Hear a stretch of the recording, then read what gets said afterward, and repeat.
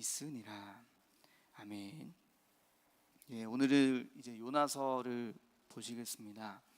먼저 이제 처음으로 요나서를 들어가는 것이기 때문에 함께 요나서의 개간에 대해서 좀 제가 간략하게 이제 요약한 것이 있는데 함께 보았으면 좋겠습니다. 먼저 이 요나서에 대해서 여러분들이 어떻게 생각하실지 모르겠지만 이 요나서는 명백한 역사적인 사실의 말씀입니다. 이게 뭐 약간 어떻게 사람이 물고기 뱃속에 들어가서 3일 만에 다시 나올 수가 있는 어떤 그런 신화적인 일이 있을 수 있는가 이렇게 생각할 수 있지만 분명하게 이제 마태복음 12장에서 예수님께서 말씀을 하십니다. 마태복음 12장 38절 41절을 보시면은 서기관과 바리새인들이 이제 예수님께 와서 우리에게 표적을 보여달라 이렇게 예수님께 요청을 합니다. 그래서 예수님의 대답은 이제 악하고 음란한 세대가 표적을 구하나 요나의 표적밖에는 보일 표적이 없느니라 이렇게 말씀을 하셨습니다. 이 표적은 어떤 사건에 대한 확증이 바로 표적입니다. 그러니까 다시 말하면 없는 것을 표적으로 삼을 수는 없다라는 의미입니다. 그러니까 예수님께서 요나의 표적밖에는 구할 것이 없다라고 이야기한 것은 이 요나의 표적은 사실이다. 역사적으로 실제 있었던 사건이다, 표적이다 이렇게 예수님께서 딱 말씀을 하신 것입니다. 그러니까 우리가 이 요나서를 볼 때 역사적인 사실이구나 이렇게 생각하시고 그 믿음을 가지고 이 요나서를 바라보셔야 됩니다. 그래서 이 저자는 사실 조금 이제 그 갈리긴 하는데 요나라고도 하고 뭐 요나가 아니다 뭐 이런 얘기도 합니다. 그러나 이제 일단 우선은 요나에 대해서 이제 이야기를 하고 있습니다. 이 요나서의 기록 연대는 BC 주전 한 760년경으로 추정을 하고 있는데 이 시기가 언제냐면 북이스라엘 왕국의 그 여로보암 2세가 왕위에 있을 때, 이 여로보암 2세는 아주 악명 높은 왕이라고 성경이 평가하는 그 왕인데 그 시대에 살았던 그 활동했던 선지자가 바로 이 요나입니다. 그래서 이 요나서의 이 배경이 그래서 이 북이스라엘 그 여로보암 2세 때에 있을 때였는데 그래서 구약에서 열왕기하 14장 25절을 보시면은 한번 찾아보시면 좋을 것 같습니다. 열왕기하 14장 25절. 열왕기하 14장 25절에 보시면 23절부터 이제 여로보암 2세에 대하여 이제 나옵니다.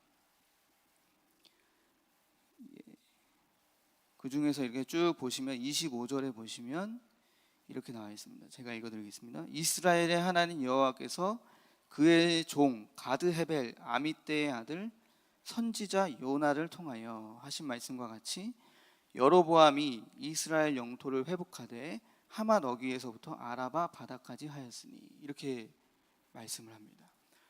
이 요나가 여로보암 2세 때 이 여로보암 왕에게 했던 예언은 왕이시여 영토를 확장하실 것입니다. 이렇게 이제 좋은 예언을 해준 거죠. 그러나 아모스서에서는 아모스에서 보는 여로보암의 평가는 다릅니다. 오히려 영토가 축소되고 망할 것이다 이렇게 평가를 합니다. 그러니까 이 요나의 어떤 그 성품에 대해서도 우리가 살짝 이렇게 볼 수 있다. 그래서 요나서가 이제 그 신학자들이 평가하기로는 이 굉장히 조금 배타적이고 조금 뭔가 편협한 신앙을 좀 가지고 있는 선지자가 아니었겠느냐 이렇게 평가를 한다고 합니다. 그래서 굉장히 국수주의적이고 그래서 다른 나라 이방인들에게 뭔가 이렇게 복음이 들어가는 것에 대해서 굉장히 안 좋아하고 안 좋게 여기는 그런 편협한 어떤 그런 신앙을 가진 것이 아니냐. 그래서 요나서의 말미에 보면은 그 니느웨로 갔을 때 니느웨 백성들이 이제 회개하고 하나님께서 그 니느웨 백성들을 용서해 주셨을 때 요나가 굉장히 하나님 앞에 분노하게 되는 그런 장면들이 이제 나오게 됩니다. 이제 그런 모습을 봤을 때 이제 요나의 어떤 그런 모습을 볼 수가, 성품을 좀 우리가 알 수 있는 것입니다. 그래서 이렇게 또 배경이 이렇게 있고, 그 다음에 이제 그 니느웨, 당시 그 니느웨는 그 아수르라는 제국의 수도였습니다. 이 아수르라는 제국의 수도였는데, 이 니느웨가 굉장히 그 큰 성읍이었다고 합니다. 그래서 지금 이 니느웨의 위치는 어디냐면, 현재로 따지면은 그 이라크 바그다드가 수도입니다. 그 수도에서 더 북쪽으로, 국경 쪽으로 가면은 그 모술이라는 그 지역이 있다고 합니다. 그 모술에서 조금만 더 가면은 이제 니느웨라는 성읍이 있는데, 이 니느웨가 그 아브라함이 잠시 머물렀던, 갈대아 우르에서 쭉 지나서 잠시 머물렀던 그 하란, 터키의 그 하란 쪽하고 굉장히 붙어 있는 그쪽이 바로 이제 니느웨라고 합니다. 그래서 이 니느웨가 성경에서 처음 이제 언급된 곳이 창세기 10장에서 언급되었는데, 이 창세기 10장 8절에서 12절을 보시면은 노아의 홍수 이후에 노아의 자손들이 이렇게 나옵니다. 그래서 셈, 함, 야벳이 나오는데, 그 죄를 지었던 둘째 함의 자손 중에 첫 번째 용사로 이제 지명됐던 그 니므롯이라는 그 아들이 자손이 나옵니다. 그 자손이 굉장히 이제 권력이 있고 힘이 센 어떤 그런 용사였는데, 그가 세웠던 많은 도시 중에 하나가 바로 이 니느웨라고 성경은 이야기하고 있습니다. 그래서 이 니느웨는 여기서 말하면 요나서에서는 세상입니다. 이 세상을 의미하는 것으로 우리가 알 수 있습니다. 그러니 우리가 이 요나서에서 그렇다면 우리가 좀 볼 수 있는 어떤 특징적인 메시지들은 무엇이냐면, 우리가 봐야 할 것은 첫 번째로는 이 요나서에도 여러분 복음이 있습니다. 이 요나서 안에 이 복음이 가장 정말 중요하게, 4장이라는 짧은 내용이지만 굉장히 중요한 복음의 내용이 있습니다. 그것은 우리는 처절하게 요나처럼 실수하고 넘어지는 죄인이라는 것입니다. 이 메시지를 요나서에서 하나님께서 말씀을 하고 계십니다. 요나는 하나님의 부르심에 늘 불순종하고 정반대로 움직이는 선지자였습니다. 보통의 선지자들과는 조금 다른 면모입니다. 그래서 니느웨로 가서 복음을 전하라 했는데, 니느웨는 동쪽으로 가야 되는데 그 반대인 서쪽 끝에 있는 다시스로 향했던 그 요나. 그러자 또 다시스로 향하면서 하나님께서 그 요나를 돌리기 위해서, 회개시키기 위해서 바다의 풍랑을 만나게 해주셨는데, 그 속에서 오히려 그 사공들이 이제 이방 민족이었는데, 이방 민족들이 오히려 더 하나님을 찾고 있고, 요나는 도리어 그냥 배에 깊숙이 내려가서 자고 있는 어떤 그런 모습들. 그렇게 우리는 요나처럼 이렇게 하나님의 말씀에 불순종하고 실수하고 이렇게 연약함이 많은 죄인이라는 것을, 처절하게 끊임없이 죄인이라는 것을 이 요나서에서 오늘 말씀을 하고 계십니다. 그러면 그 두 번째는, 핵심적인 이 메시지 두 번째는, 그럼에도 불구하고 이 요나를 포기하지 않으시는 그 하나님의 사랑, 끊임없이 이 요나를 계속 풍랑을 만나서 바다에 빠졌지만 또 예비해 주신 그 큰 물고기에 들어가서 구원을 얻게 되는 그 요나, 그 속에서 또 하나님을 만나서 니느웨로 들어가서 또 복음을 어찌저찌 전하긴 하지만 그러나 좀 부족하지만 그래도 끊임없이 하나님은 포기하지 않으시고 그 요나를 사용하시는 그 사랑에 대하여서 이제 이야기하고 있습니다. 그러면서 이제 여러 가지 작은 주제들이 이제 나옵니다. 하나님의 주권에 대해서도 이 요나서는 이야기하고 있고, 그리고 이방인이라도 하나님 앞에 회개하고 돌아서면 하나님께서 용서하시고 은총과 자비하심을 베푸신다라는 내용도 이 요나서에 들어 있습니다. 그리고 세계 열방을 향한 그 하나님의 선교적인 어떤 그런 사명까지도 이 요나서에 그런 메시지들이 있고, 그리고 지금 이제 우리 하나님의 백성들, 이 요나가 우리들과 같습니다. 이 요나가 바로 저와 여러분입니다. 이 하나님의 백성들에게 또 질책과 경고와 또 이런 책망을 함께 주고 있는 그런 메시지들이 있습니다. 그래서 이렇게 이 요나서를 바라보실 때 우리가 이렇게 보셨으면 좋겠습니다. 이 핵심적인 그 두 가지의 그 메시지를 가지고 그 속에서 이 복음을 우리가 함께 체험하고 누리는 시간 되기를 소망합니다. 이제 본문으로 좀 한번 들어가 보겠습니다. 이제 본문으로 들어가 보시면은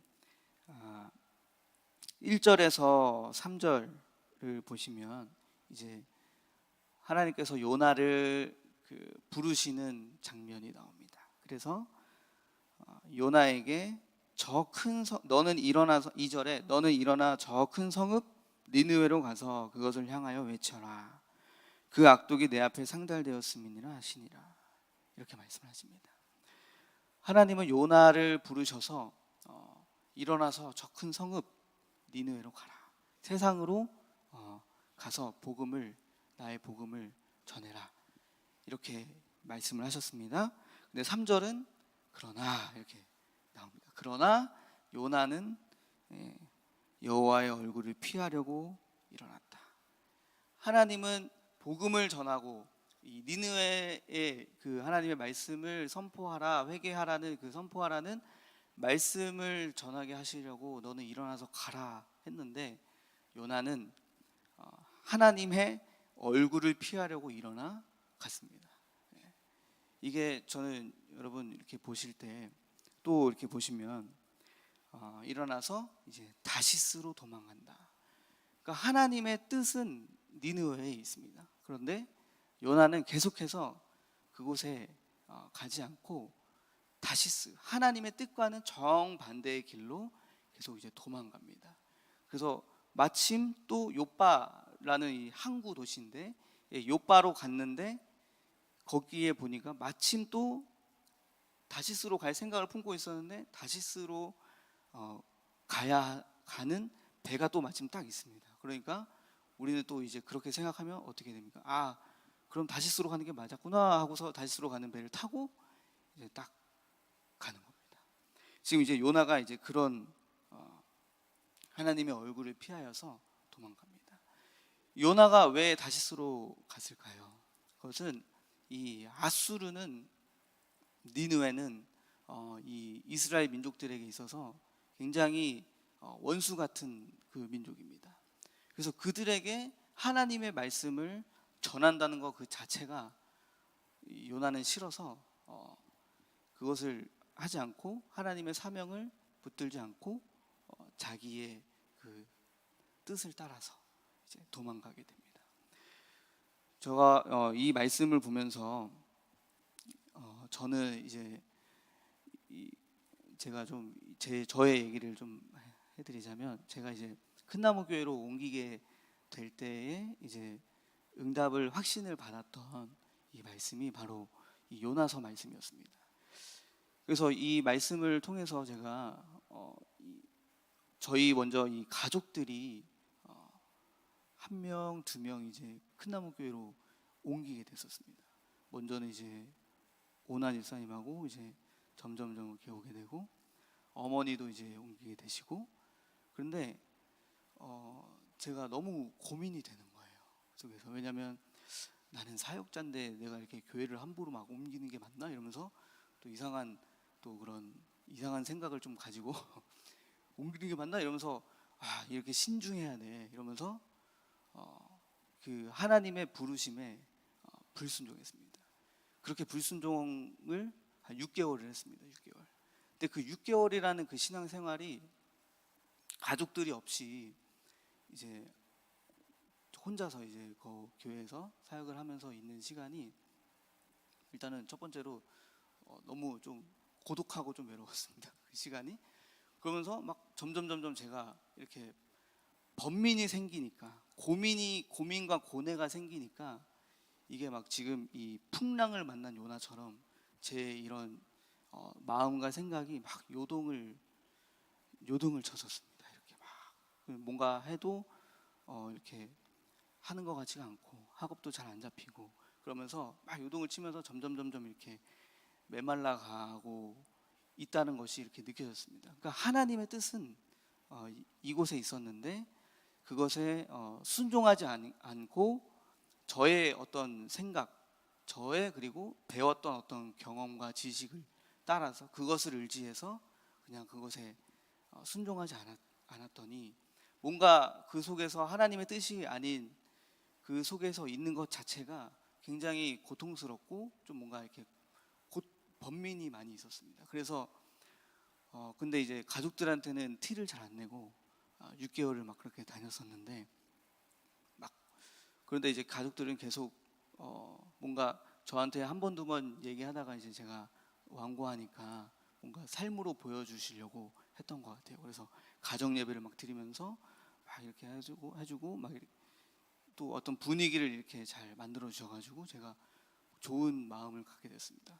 그래서 점점 이제 마음은 이 교회를 옮기는 것으로 이제 마음이 기울었는데 중요한 거가 딱 있었습니다. 뭐냐면은 이 교단이 자꾸 걸리는 거예요, 저한테.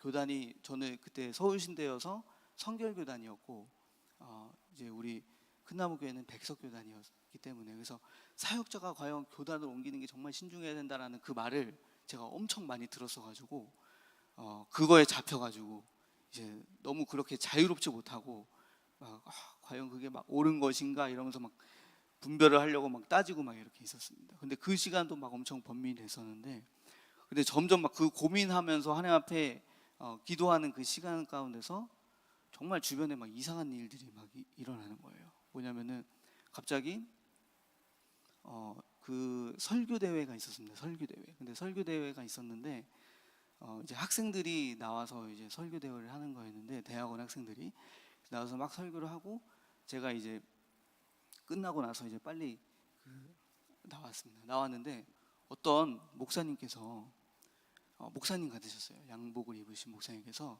갑자기 저를 이렇게 부르시는 거예요. 저 가다가 학생 일로 와보세요. 그래서 예. 그러니까 설교 이렇게 가르치면 안 된다. 막 이러면서 큰일 났다. 한국교회 막 큰일 났다. 이러면서 이 말씀 중심으로 가르쳐야지 그거 안 된다. 그러면서 말씀이 궁금하면 저한테 오세요 하면서 명함을 주고 가시는 거예요. 그래서 이거 뭐야? 이거 무슨 일이야? 그래서 명함을 봤는데 장로교 딱 써 있는 거예요. 그래서 장로교구나. 그래. 그래서 장로교가 그렇게 말씀 중심으로 가르치나 보다. 이 생각을 또 심게 되었습니다. 그리고 또 일주일인가 2주일 정도 지나고 나서 갑자기 대학원에서 체프를 대학교 학부랑 연동 같이 드리라는 거예요. 근데 이제 그때가 이제 예비군 훈련이 학교에서 있었어가지고 체프 인원이 적어가지고 같이 합해서 드리라는 거예요. 그래서 저는 그때 이제 학생 예비군은 아니어가지고 제가 학교에서 예비군 훈련은 받지는 않았어가지고 체프를 드리러 이제 학부 체프를 드리러 갔는데 마침 또 그때 어떤 이제 그 드라마 바이블이라는 그 어플을 개발하신 그 장로님이 오셔가지고 특강을 하는 날이었습니다. 그래서 이제 설교를 하시고 그 다음에 이제 그날 이제 이 요나서의 말씀을 틀어주시면서 이제 말씀을 하신 거예요. 뭐라고 하셨냐면 아직도 기억을 합니다. 그분이 하셨던 말씀이 여러분 공동체 속에 하나님의 말씀이 넘칩니까? 사람의 말이 넘칩니까? 이 질문을 던지는 거예요. 그래서 제가 그 말을 듣고 하나님께서 마치 저한테 하시는 말씀 같았어요. 아, 그래. 근데 죄송한 말이지만 그 전에 있었던 그 공동체 속에서 저는 사실 하나님의 말씀보다는 사람의 말의 비중을 조금 더 높이 있게 여겼습니다. 더 그렇게 다가왔습니다. 그래서 그분이 하셨던 말씀이, 여러분 젊은 시절에 용기 있게 결단력 있게 하나님의 말씀이 넘치는 공동체로 가세요. 딱 이렇게 하는 거예요. 그래서 제가 거기서 이게 면전에 두고 하나님이 그냥 가세요 하는 것 같은 거예요. 너 가라고, 가 제발. 그래서 이렇게 하는 거예요. 그래서 제가 그렇구나, 가야 되는구나. 하나님의 말씀이 넘치는 곳으로 가야 되는구나. 이렇게 딱 확답을 듣고 이렇게 마침 이렇게 오는 어떤 그런 사건들을 통해서 하나님의 말씀을 제가 듣게 되고 잡게 된 거예요. 따르게 된 거예요. 순종하게 된 거예요. 그래서 제가 딱 체프를 나오자마자 너무 이 6개월 동안 짊어졌던 어떤 그런 무거운 번민과 짐들을 다 벗어 던져버리고 너무 가볍고 기쁜 거예요. 그래서 어머니한테 바로 전화해가지고 엄마 나 응답 받았다. 그래서 하나님이 가라고 이렇게 했다 했더니 어머니 그러시더라고요. 요 근래 들었던 너의 목소리 중에 제일 밝은 목소리인 거 네가 알고 있니? 이러면서 하시더라고요. 그래서 그래요? 모르겠어요. 근데 너무 좋아요. 너무 확신이 있었어요. 그러면서 가가지고 이제 물론 이제 목양실 문을 두들기까지 한 2시간 정도 고민을 했지만, 그러나 이제 그 시간을 다 감내하고 이제 옮기게 됐습니다. 그래서 저는 여러분들에게 오늘 이 요나서의 말씀을 통해서 드리고 싶은 말씀은 확신을 가지시라는 것입니다. 두 가지 확신입니다. 무엇이냐면, 하나님께서는 절대 우리가 실수하고 연약해도 포기하지 않으시는 그 하나님의 사랑을 확신하시라는 것입니다. 하나님은 그 실수까지도 사용하셔서 그 실수를 통해서 우리를 다시 하나님의 길로 인도하시는 하나님이십니다. 그 하나님이 오히려 그 실수를 통해 하나님의 말씀을 더욱더 명확하고 진실성 있게, 또 순수하게 하나님의 말씀을 확신 있게 받아들이게 하신다라는 것입니다. 그 문제를 통해서 제가 가졌던 고정관념, 편협된 생각, 그 다음에 이런 모든 지식과 경험과 이런 것들이, 사람의 말들이 다 깨어지는 시간이었습니다. 오히려 그 문제가. 그래서 그 문제 속에서 하나님 앞에, 그러나 우리가 반드시 맞춰야 할 것은 하나님을 향한 그 초점을 분명하게 맞추고 있어야 한다는 것입니다. 하나님을 갈망하는 그 중심이 있다면 어떤 문제가 와도 그 문제 속에 하나님은 모든 것을 합력하여서 선을 이루시게 하시는 하나님이십니다. 그 속에서 우리는 하나님의 인도를 받을 수 있는 것입니다. 저는 또 두 번째 확신을 여러분이 가지셨으면 좋겠습니다. 두 번째 확신은 그 문제가 만났을 때 요나는 자기를 내던져버리라고 했습니다. 풍랑을 만난 이들에게 어떻게 하면 문제를 해결할 수 있느냐 요나에게 물어보니, 요나는 자기 때문에 이 문제가 왔으니 자기를 던져버려라, 이렇게 얘기를 했습니다. 사실 이 요나의 고백은 조금 이제 그 이방인들에게는 조금 이제 무책임한 일이었습니다. 왜냐하면은 이 피를 흘리면 안 되는데 피를 흘리게 하는 것이었기 때문에 그게 좀 무책임한 거였습니다. 그래서 이방인들이 14절에 보시면 이 사람의 생명 때문에 우리를 멸망시키지 마옵소서, 그리고 무죄한 피를 우리에게 돌리지 마옵소서, 이렇게 말한 것이 이 요나를 던졌을 때 피를 흘리게 되는데, 이 피를 흘리게 됨을 통해서 이 피값을 우리에게 돌리지 마옵소서, 이렇게 이야기한 겁니다. 그런데 그 속에서 주 여호와께서는 주의 뜻대로 행하심이니이다, 이렇게 이 이방인들의 이 고백이 있었습니다. 주의 뜻대로 행하심이니이다. 그러자 이 요나가 던져졌을 때 이미 하나님께서는 예비하셨습니다. 구원을 예비하셨습니다. 물고기를 예비하셔서 요나를 삼켰습니다. 그래서 저는 저와 여러분들이 함께 교훈을 얻을 것은 하나님께서 예비하신다라는 그 확신을 우리가 늘 갖기를 소망합니다.